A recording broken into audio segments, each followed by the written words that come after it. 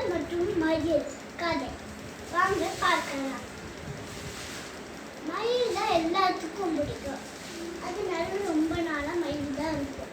அது வீட்டு மழைக்காலம் வந்தனால அது வீட்டிலேயே இருந்துச்சு.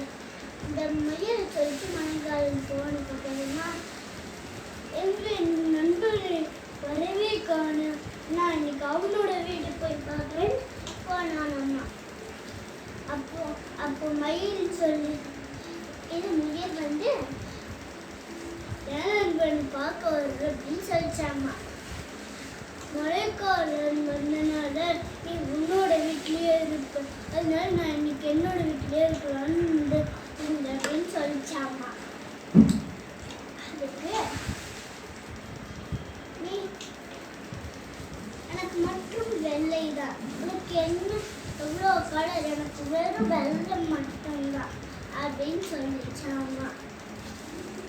நீ மழையில நனையில, ஆனால் நான் நனைய முடியாது, சளி பிடிச்சிக்கும், அப்புறம் சுற்றிட்டே இருப்போம், அப்புறம் எனக்கு ஜுரம் வந்துடும், அப்புறம் கஷ்டப்படு அப்படின்னு சொல்லிச்சாம்மா.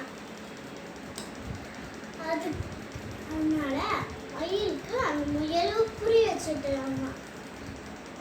அதுக்கு அந்த மயில் சொல்லிச்சு, சரி வா நம்ம ஒன்னா காட்டில் சுற்றலான்னு போய் சுற்றிச்சாமா.